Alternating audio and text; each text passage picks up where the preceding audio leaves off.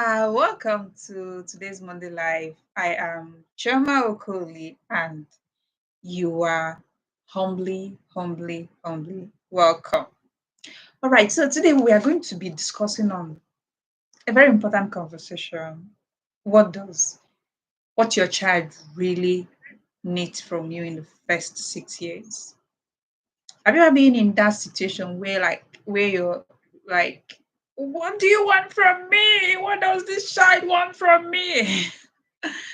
I've given you food, you've had your baits, but you're still all over me. What do you want? What is it? And all of that and all of that. So today we're going to take time to this short video is going to be very short. Yeah. We're going to be talking about what your child truly needs from you in the first 6 years. And you can see this as a principle. You can take this as a principle. You can take this as a guiding light. The same thing as a principle, right? You can also see it as something you put at the back of your mind. So something that guides your day-to-day activities with your child, and something that also guides the overall thing you do with your child. Okay? Or you do with a child, even if that child is not your child or anything, but that child is under your care, this will also be useful and helpful to you. All right. So let's get right into our conversation for the day. And to make this very interesting and simple for you to remember, we're going to use the acronym SMILE. So I'll be sharing 6 things your child needs from you, right? Very interesting. Let's get right in. The first one is a sense of direction. A sense of direction. That's the S there. When you're going somewhere and your child wants you're to take a straight path and your child meanders into the left, what do? You call the child back because you could gently say, no, that's not the way we are taking, we are going this way. And so I go to market with my children very often. And when we are in a very not so busy part, I can allow the two of them hold hands and go ahead of me while I follow from behind. And so sometimes when we get to a point where there are different paths, my older son knows to look back, and that looking back is like, Mommy, where are we taking? And so sometimes when he looks back and I don't do anything, he continues straight. As soon as when he looks back and I do like this, he knows to follow there. And some of the times, because we've been to the market again and again and we've taken a particular route, so sometimes he's ahead of me and he gets to a particular junction. It's like, Mommy, are we taking this one? I'll say yes. In other areas of your interaction with your child needs a sense of direction. See it more like a flight plan. Before any pilot takes off from the ground, there is a flight plan. The pilot knows where he's going to, where the plane is going to, the route to take, and he knows to keep in communication with the people on ground who are seeing what he's not seeing. And that's one thing that your child needs from you. And I said you should take these 6 things your child needs from you as a principle and also as a daily working mindset. Something that you can put into perspective for the short and the long run. Because it will make your journey as a parent really interesting and fun. You know where you're going to. You don't know all of the things that will come along the way, but you know to redirect everyone to stay on focus. A lot is happening in the world, a lot asking for attention, a lot asking for your child's attention too. Yeah, don't think you're the only one whose attention is being sought for. Your child's attention is also being sought for. And that it depends on you to actually know that there is actually a place we should get to. It's not all the things that is open to us. It's not all the paths that is open to us that we should walk in. So your child needs you to, you know, you cannot say, all right, everyone, this is where we are going. Okay. And that's where everybody takes. So your child needs a sense of direction from you. So you're eating in the house. How are we supposed to eat? You your child sees food 10 times in a day and wants to have the food 10 times in a day. And then you say no today, you say no to some of the cries, and then you don't say no to some of the cries. So what exactly is it that, because these are the things that goes on in your child's brain. You don't know, but they are going on there. So your child is like, is it that I didn't raise my voice well enough? Is it that I didn't roll on the floor well? Is it that I didn't grab mommy's leg or mommy's hand well enough? Yeah, I am a parent of young children. Three of them are that. So I understand very well what I'm telling you about. It's not things I know theory, right? So are you giving your child the sense of direction that you should eat when you're hungry and not just when you see food? You should eat when you're hungry and not just when you see food. And if somebody else is eating and you ask the person to give you and the person says no, it's fine. Find something else and do. Sense of direction. And it also applies in other things. But before you give a child a sense of direction, you should also have a sense of direction, right? Yes. So aside knowing what your child needs, do you know what you need to as an adult? Maybe as a parent or as a caregiver. Do you know what you need? I leave it to answer that. But at least know that your child needs you to give him or her a sense of direction in every front. It is a task, a big one, I would say. But you are not incapable if you learn. And so, like I would say, you see, in this era we are into, it's not an era that any parents can afford not to be in a parenting academy.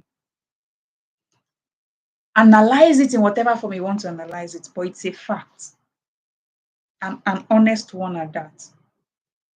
So, in the Royalty Conclave program, it is an avenue, it's a community where I teach parents who have children within the ages of 6 to not waste this important space in their child's life. You see, the first 6 years, it's very important. It's the period that you lay the most important foundations in your child's life, education wise, academically, spiritually, psychologically, emotionally, socially, every that you can think of. It's the most important years. Nutritionally, I just want to add that.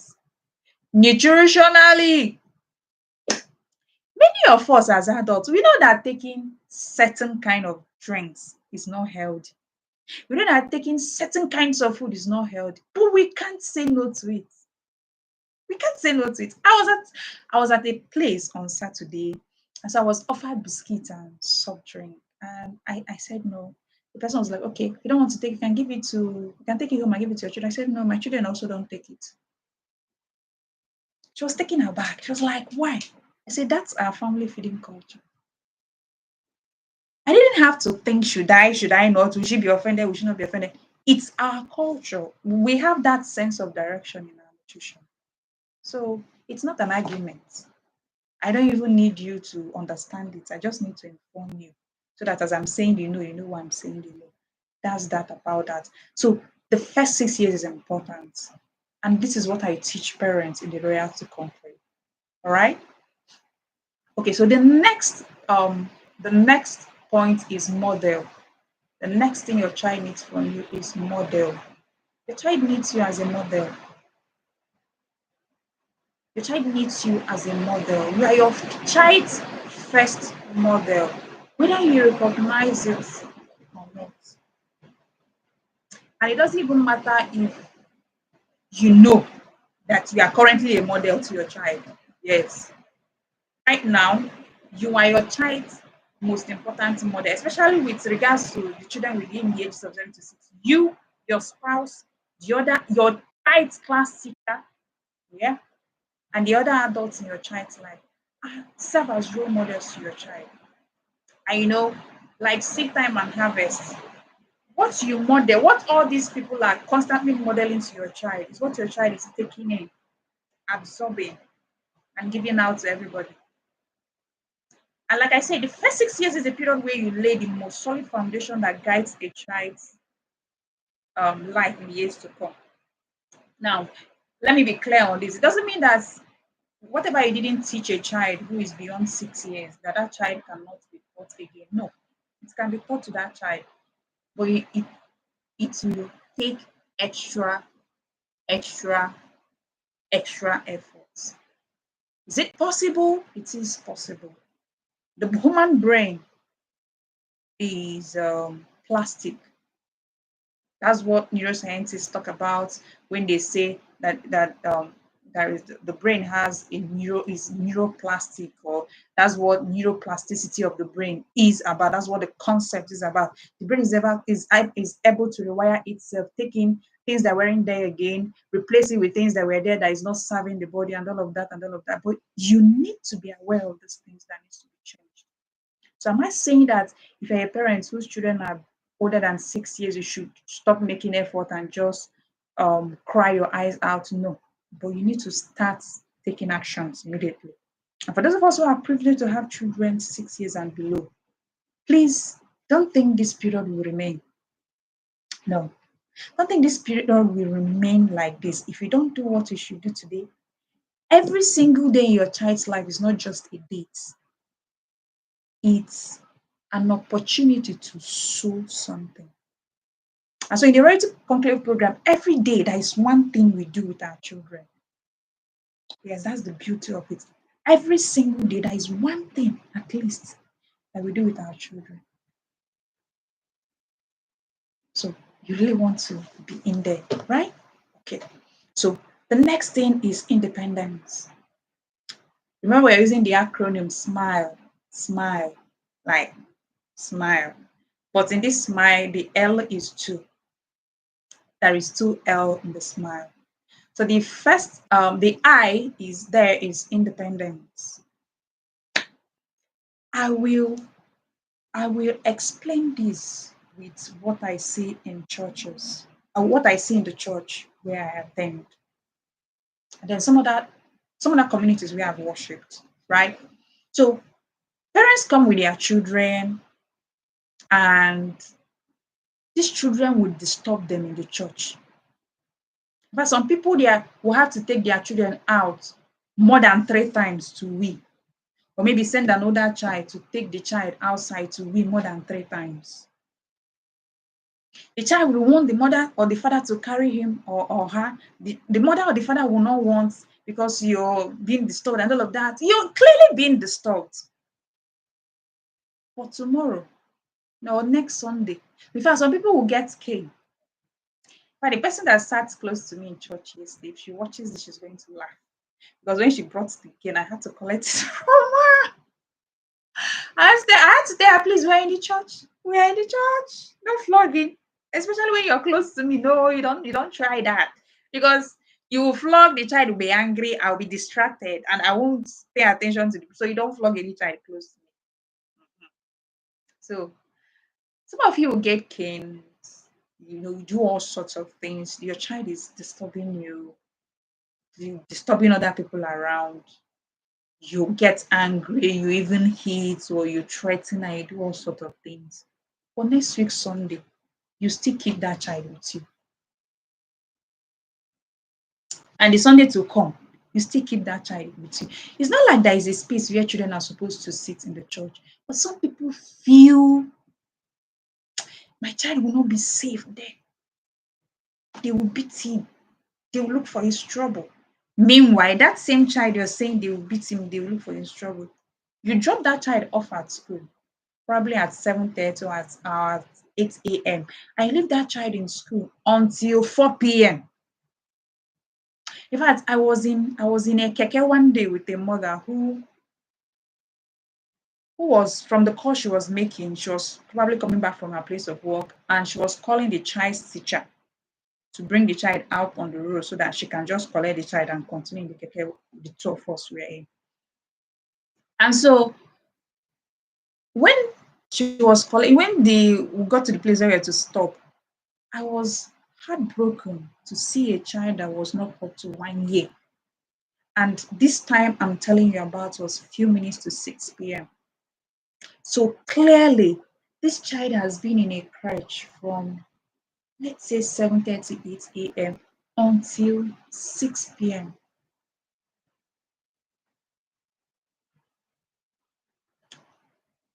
Okay. So we are courageous enough to leave our child who isn't even old enough to be in school with a teacher in the class and with other pupils. And then we also have courage enough to leave those who are now old enough to be in school in the classroom with the teacher and pupils. We don't have any problems with that. But when we now come to church, we have a problem with leaving the children to sit where other children are, so that both our children and ourselves can listen to, can relate well with our heavenly Father, because the Father, the God you've come to worship in the church, is also your child's God. So the two of you should actually be in a space where you're paying attention and you're relating well with the child, with the God. Sometimes when my children will say, Mommy, I want to stay with, I will say, it is our heavenly Father we have come to commune with. He's your Father, he's my Father. You will not distract me from communing well with my Father, and I should not distract you. So make all man day in day. And Mommy, I don't want to stay in the front today. I shall walk you to that front. I shall give you tissue. You clean the chair. You sit down. I'll give you offering money if you don't have it already, and I'll go back to my seat. Independence is one thing. Have you seen parents? Have you seen children from very wretched families? In fact, my niece was telling me a story this morning, and she said she went to throw off waste last night, and this was around 7:30 p.m. It was dark. She was telling me how she saw two children. One should be around 5 years, the other one should be around 3 years, and they were picking stuff from the place. You know, a common place where waste bin are thrown, right? And there is a gully there, right? So we throw the waste inside the gully, but some people don't throw their own inside the gully. So the ones that are later around, this is where these children were trying to pick stuff. And like by her estimations, they should be around 5, 3. These are my first two children's age mates. They were out there picking stuff, picking comb because she asked them what they were looking for. They said they want to pick comb that they will sell. There was no father there, there was no mother there. And according to my niece's story, they weren't doing it like it was their first time. They didn't even have lights, but they had the bag, the sack they put their containers. These are children from homes where you really want to blame the parents um for not doing what they should do enough, because children of that age should have no reason being there. Even if that is the father's or the mother's source of livelihood, they shouldn't have any business at that age, at that time in the night, without an adult, without lights. They could be bitten by snakes. But here, this is where independence comes in. Those children were independent enough to go to where they went to and do what they want to do and get back. But those of us who have small change in our pockets and in our bank accounts, we want to protect our children. Nothing should happen to them. You stay with me so I can look at you. Oshe, Oshe, your child is in the world, even though your child is not of the world. But your child will operate in the world. Most times, not under your watch, and not in the comfort of your homes, and not in the comfort you've provided for them. So as early as you can,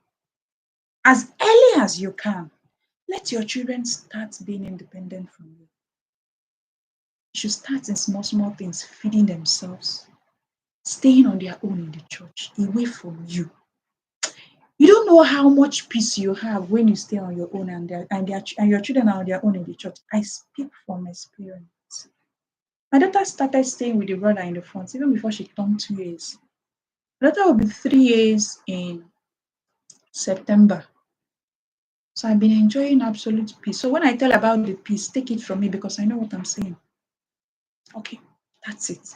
Then the next one in our acronym is the first L, which is leadership, self leadership. Let me say that self leadership is not about looking for who you are or improving on what you are and all of that. You are already enough. God created you as an awesome being. You are awesome the way you are. By the way, my nickname used to be awesome. Yeah. So you are awesome the way you are. Self leadership directs you to know, to look inwards and become who you've always been, that you've not allowed to manifest. And so when we talk about leadership as one thing that your child needs, your child wants to see you showing him or her the way to live life. Um, closely related to model, which was the M in the SMILE acronym. But what makes leadership different, self leadership different, is that in leadership, you lead with embedded values, you live with your whys. There's always a why to why you do the things you do and how you do them. And your child is looking at these principles, is looking at these values that my mommy and my daddy are living their lives with. There is no other gospel bigger and better than that. No other gospel.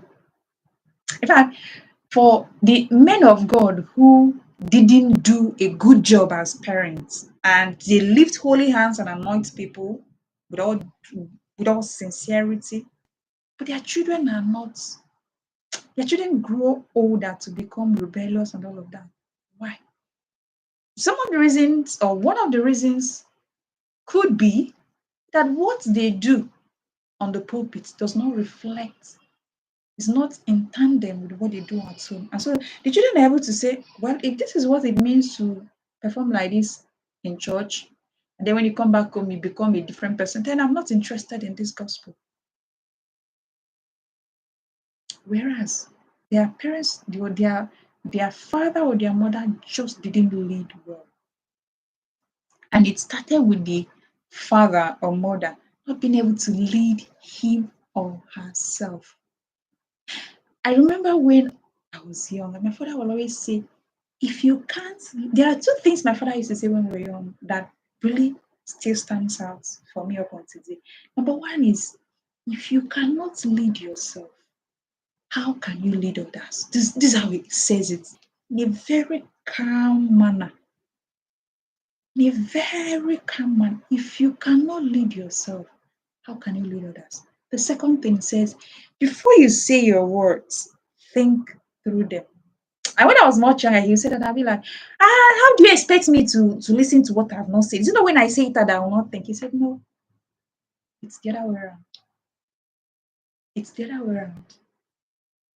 And today, I have come to acknowledge the wisdom of what my father told me. Self leadership. For the sake of your children, you must be able to lead yourself. Don't wait for anybody to lead you. Wait for anybody to tell you this is the right thing to do. Okay. The second L, I really love it. I really, really, really love it. Is laughter. Yes. I hope you've laughed with me. If you have not, please laugh. You have to laugh. Yeah. Your child needs you to laugh. You see, humor helps you to see that your child broke 6 plates and it's fine. You must not come and be laughing. It gives you, God, oh no. Anyway, 6 of my plates have been broken in my kitchen. You see, the same night, the same second. Yeah, you don't even want to hear about it. Oh, it was fine. Nobody died. Nobody. How much is plates? But Humor is really one thing that will prolong your life. It's one thing that will give your parenting journey a totally different perspective. Okay? Learn to laugh. For us adults, life has become so mean and so serious that even when our child just wants to do a high five with us, you're like, I beg go. Just a simple high five. You're like, I beg leave me, beg go. That's how serious life has become for some of us. Adulthood is adulting, is dealing with all of us. But you must not be caught in that space. Please find reasons to laugh in your house. And for me, practically, how I do that is that I turn things into song. Like, so I have an 8-year-old child who will be 9 months. Who will be 9 months, yeah, this month. And so one thing with with children in this age space is that if once they grab something, they don't want you to collect it from them. And so you would always grab things. And if you want to collect it from me, you will move back and sometimes hit his head and all of that. Right? That's the emotional states they usually are in. And there's really not much you can do. So what you want to do is to be sure that that contention doesn't come in, so the child doesn't injure himself and or even continue expressing anger and annoyance in that. So what do? I want to collect something. I say, we are now fighting. We don't have to fight. We are not fighting. We don't have to fight. Give it to me. Give it to me. And then I will collect it. And we are laughing. And it has been working. And you know what? Modeling.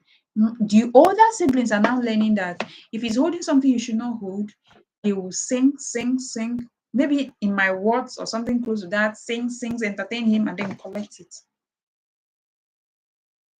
But you go, this child have collected this from you. Wee! Before you know what is happening, you're hitting it. You're hitting your child, and then the child is crying. You're like, what do you want from me? Now you know what the child wants from you. Please upgrade. Make an upgrade. You can. You are capable of that. So find things to laugh at and laugh for, both as an individual or with your children. And you know what? If this becomes a practice in your home, your children really finds a way to make things funny. And so even when you're not happy, they know to. When Ada walked into my room and she was saying something, I was just doing like this and like this. She was like, Mommy, are you angry? I said no. She said, Are you sad? I said no. So she asked the same set of questions again. I said no. So I just knew this is not the normal me she used to say. This is not how I respond to her when she's asking me something. I just said, Mama, I'm thinking. She said, You're thinking? I said yes. And then I smiled. And she smiled. And we were good. Fine. Even when it seems life is against you and the whole world is on top of you, find reasons to smile. Or at least find reasons to be on positive tone. It gives you all the energy and all the it gives you all the ability to think things differently and really see that you are you're not even close to being the worst person. You're not even close to being in the worst kind of experience. You may not be on the best that you envisage for yourself, but you are not at the worst extreme end, and it will help you. Now, the last thing your child needs from me is empathy. Last week I was in a school and I was speaking with the teachers, and that's when I told them sometimes these children don't know as much as we think they do. And if we take time to really find out if they know what we're expecting from them and then know when to teach them, it will change a lot of things for us and make the journey easier for us. Don't just come and I give them an example. You buy toothbrush for my older son and my daughter at the same time, and in less than 1 month or 2 months, my son's own is looking like he's been using it for 2 years. While my daughter's own is still very prime and proper. And then I started thinking the reason was because my son brushed himself both in the morning and at night, all by himself. But my daughter will brush her in the morning and allow her to brush herself in the evening so that she can learn. And then sometimes my son will be brushing and he'll be talking. And in that instance, you start chewing the brush, you start chewing the brush, and the bristle starts, going different directions. And so recently, my husband bought replaced their toothbrush, and he was brushing one day and it occurred to me that I've actually not taught him how to take care of his toothbrush. And either you feel of a new toothbrush, you want it to still remain beautiful and looking good. I capitalize on that moment. I say, do you know that if you keep brushing your teeth like that, you keep chewing it, you will the toothbrush, the bristles will be that way that you don't like, and it's be injuring when you put it inside your mouth. But like, I said yes. So if you want to brush your teeth fast, fast, do the up and down, left and right. Very well, very. If you want to talk, you bring it out and talk. Then when you're done, you rinse your mouth. I was like, I said yes. Do you know why I was able to even remember that I've not taught him how to take care of his teeth? How to take care of his toothbrush? Because I was thinking, empathy simply is being putting yourself in another person's shoes, right? Or thinking about another person's feeling in your decisions and your actions. If I had not thought about the fact that if I keep saying the same thing again and again, it won't make any results, especially if I don't say it well. Or if I'm that kind of parent who hits or who yells when something goes wrong, and I don't think about the impact it has on my child, I'll still be doing the same thing, maybe hitting bah, bah, bah. I heard the most funny thing yesterday. One of my nieces said she sat with an Ojure mug. I was like, what do you mean? She said this mother was just slapping the child front and back. The child would do one thing, bah, bah, bah. The child would do what? I was like, is that Ojure mug? She said yes. So are you an Ojura a mug? A mug? If you're not Igbo, find your Igbo your Igbo friend that will translate it to you. Because I don't even know how to say it in English that will capture all of them. Okay, maybe one who is gracious with slaps. That is Oji Ora Emo. Ora is slap. Okay. So your child needs you to understand that. Mommy, daddy, I don't know all the things you know. Can you just model and lead me into those things? How do you really feel when you stand tall like an Europe and your child is just small and you expect the child to just understand all of the things you want the child to do per time? When you've not taken time to, even when you take time to teach, you still need to reinforce and teach again and again. Repetition is a principle of learning. Repetition is a principle. This is what I was taught in my professional as a nurse. Repetition. That's why when you go to good hospitals, before antenatal, before the clinic begins, there is a health education. Some of the things they are saying are things you've heard before. But it will be taught. The nurse will take time to teach it again and again so that it will enter your brain. Repetition is a principle of learning. So your child isn't doing what you've taught. It means the child hasn't learned it. So you just keep repeating. You don't stop teaching, you keep repeating. Okay. Now, these are the 6 things your child needs from you. And like I said, you can see it as a principle. You can see it as a daily step-by-step guide that should help you in relating with your child. And like I said, in this era is not a time where you can afford not to be in a parenting academy. And the Royalty Conclave program will teach you every day what you can do to relate with your child. And if your child is within the ages of 0 to 6 years, you're most welcome. You're most welcome. Let's give these young ones. Let's lay the foundation they truly need. Let's lay the foundation they truly need to soar. Like I would say, every child is like that skyscraper. It's like a skyscraper. Imagine that the foundation of a skyscraper is not strong. It will come collapsing. And in that process, all the people and the resources inside the building as it's collapsing will be destroyed. You don't want to have that kind of child who has all of the potentials, but never had a foundation to be built, never had that foundation to stand on and express his creativity. And so these are the 6 things your child needs from you. I hope you get to. I hope you will get to. Um, I hope you get to give your child those things that they need. And hey, if you've listened to this far and you get to subscribe to this channel, please do well to subscribe if you like what you just heard. And this is what will bring you every Monday, right? Once again, I am Chamo Okolo and I'm the founder of the Expectant Parent Academy and the convener of Great to Conclave program, which is a program for parents with children age 0 to 6. Um, Currently, we admit parents every 6 months, but from February next year, we'll move into an annual program so that we can actually start out. There is so much to teach. There is so much we need to get right. A lot of things is really chasing us in the world today. And if we are not prepared, both us and our children will be swamped.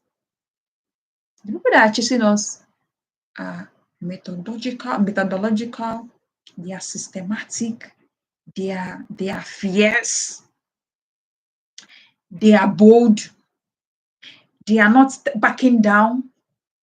So if you don't know these things and you're just, I'm giving my child food, I pay school fees, they are wearing good clothes, I'm a good parent, I am dumb. Nah, you've not even started. You just done the basics. Yeah, you just done the basics. So can you step up and now do what you should do as a parent? All right. So I want to believe that cutting. And so I said from February we started another program. So but currently we admit every 4 months. There is a cohort going on right now that will end on the 31st of August. That is next month, and then the next cohort will start in September on the 4th of September and run till 31st December. So if you want to join the next cohort, it's just for 20,000 naira for the 4 weeks. Just 20,000 naira, and every day you're told something you can do with your child to lay the most solid foundation your child can ever have. All right. So I'm going to drop my contact in the comment section so that if you want to reach out and make further inquiries about the Reality Conclave or you want to enroll, you can do so. Okay? All right. So once again, thank you for your time. I do not take it for granted. Thank you, thank you, thank you. And if this session has blessed you, um, you've caught if that one thing you heard, or that's one or two things you heard that strikes you very in a very wonderful way, you can write it down in the comment section. If you have any questions, write it down in the comment section. I'll definitely um respond to you. All right. Thank you and do have an amazing day.